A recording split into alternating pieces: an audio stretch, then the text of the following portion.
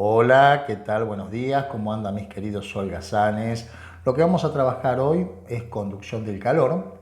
La conducción del calor es una de las tres formas en que se puede propagar el calor, ¿sí? Las formas son, bueno, conducción, la convección y la radiación. En el video de hoy vamos a estudiar la conducción, ¿sí? Y lo que es característico, muy importante para la conducción es que se necesita de un medio material. O sea, el calor no se va a poder propagar en el vacío, a diferencia de la radiación que sí se puede propagar en el vacío. O sea, acá siempre vamos a necesitar un medio material. Entonces vamos a suponer que nosotros tenemos una fuente caliente y una fuente fría. Siempre el calor va a fluir de la fuente caliente a la fuente fría. Y acá lo que dibujé, bueno, es una barra que conecta la fuente caliente con la fuente fría. Supongamos que esta barra está aislada lateralmente. ¿Qué quiere decir eso? Que el calor tiene que fluir por dentro de la barra y no va a haber pérdidas de calor por los laterales, ¿sí? Entonces, ¿qué es lo que vamos a plantear? Vamos a plantear lo que se conoce como ley de Fourier. La ley de Fourier, ¿sí? Es la siguiente, la vamos a escribir y después vamos a conversar sobre ella. Es la cantidad de calor sobre el tiempo, ¿sí? Vamos a poner variación de tiempo, va a ser igual a una constante, que es la constante de conductividad térmica, ahora vamos a hablar, por el área, por la variación de temperatura, todo esto dividido el espesor. Fíjense una cosa, para el tiempo acá usé T minúscula y para la temperatura usé T mayúscula, ¿sí? Eso es para diferenciar una magnitud de la otra. No quiere decir que la variación de temperatura la tenga que poner en grados Kelvin, ¿sí? Igualmente, una variación en grados Celsius y una variación en grados Kelvin es igual, ¿sí? Es un dato muy importante ese que le estoy dando y téngalo presente porque lo vamos a ver en muchos problemas, ¿sí? ¿Qué tenemos entonces? La cantidad de calor que se propaga a través de una barra, ¿sí? O a través de una pared o a través de lo que sea, ¿sí?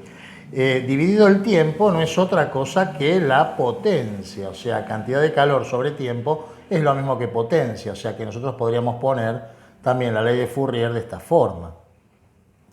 Y la vamos a trabajar en función de lo que nosotros necesitemos calcular. Ahora, tenemos una constante. Esta constante es la constante de conductividad térmica. Esta constante depende de cada uno de los materiales. También tenemos el área. El área se refiere a esto, ¿sí? O sea, a la zona por donde se propaga el calor. En el caso de una barra, vamos a hacer un par de dibujos. En el caso de una barra, el área va a ser esta, área o sección va a ser esto. En el caso de una pared, ¿sí? Supónganse que tenemos una pared, bueno, el área va a ser esta de acá, ¿sí? La pared y la barra van a tener también un espesor, o sea, acá tenemos área, área. El espesor, o sea, delta X, en el caso de una barra va a ser el largo de la barra y en el caso de una pared va a ser el ancho de la pared, ¿sí? Bien, y o sea, la potencia entonces va a ser directamente proporcional al área e inversamente proporcional al espesor, ¿sí? Es muy coherente. Si yo tengo una superficie mayor, es lógico que haya una pérdida de calor mayor. Ahora, si el espesor de una pared, por ejemplo, ¿sí? Es mayor, es lógico que se retarde el paso del calor. Y también, bueno, va a ser directamente proporcional a la variación de temperatura entre la fuente caliente y la fuente fría, ¿sí? Así que bueno, no hay mucho más para decir acá, o sea, las unidades con las cuales podemos trabajar, ¿sí? La potencia o calor sobre tiempo se puede medir en watt, vamos a poner acá, potencia, la podemos medir en watts si estamos trabajando en el sistema internacional, ¿sí? El calor, hay otras unidades, sí, bueno, puede ser kilowatts, sí, puede ser cualquier unidad de potencia. Pero por lo general nosotros trabajamos en sistema internacional. El calor, por lo general lo vamos a trabajar en joules, ¿sí? Podemos trabajarlo en calorías, sí, bueno, eso va a depender de las unidades que tenga la constante de conductividad térmica. Siempre nosotros tenemos que utilizar las unidades que aparezcan en la constante, ¿sí? Bueno, el tiempo, si estamos trabajando en sistema internacional, lo vamos a trabajar en segundos, ¿sí? El área la vamos a trabajar en el sistema internacional en metros cuadrados.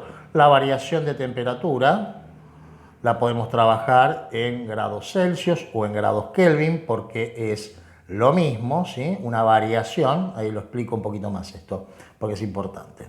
La vamos a ver tanto en grados Celsius como en grados Kelvin, es exactamente lo mismo. O sea que la variación la puedo poner de cualquiera de las dos formas. O sea, les explico esto, porque esto es muy importante y aparece mucho en los problemas. Supónganse que yo tengo una temperatura de 10 grados Celsius, ¿sí?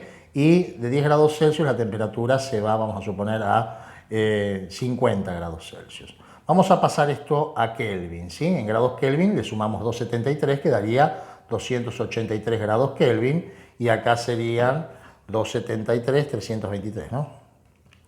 Más 50, 323 grados Kelvin. Entonces, si yo hago la variación de temperatura en Celsius, sería temperatura final 50 menos inicial 40, me da una variación de temperatura de 40 grados Celsius. Y si hago la variación en Kelvin, hago 323 menos 283, me da 40 grados Kelvin en este caso. Fíjense que numéricamente es lo mismo, por eso es indiferente en una variación ponerlo de una forma, ponerlo de la otra. Y bueno, ¿qué más nos queda? El espesor, ¿sí? El espesor lo vamos a trabajar, si estamos en el sistema internacional, lo vamos a trabajar en metros, ¿sí?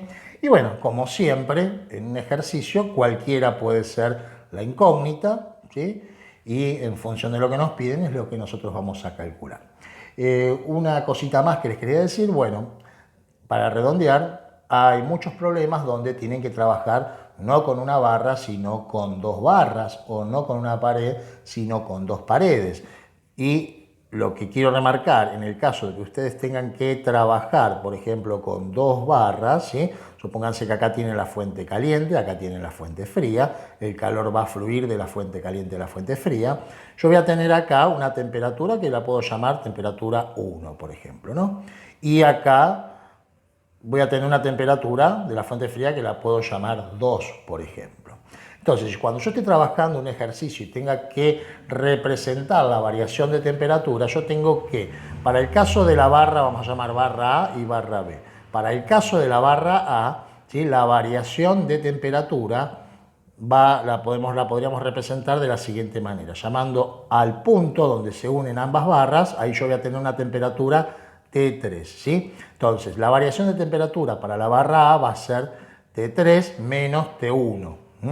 O sea, la temperatura que hay en el punto de intersección menos la temperatura que hay en la fuente caliente. Sin embargo, si yo quiero la variación de temperatura para la barra B, esto vamos a poner de A,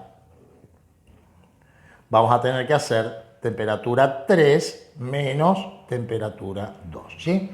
Bueno, a trabajar entonces, vamos con los ejercicios. Chicos, chau, chau.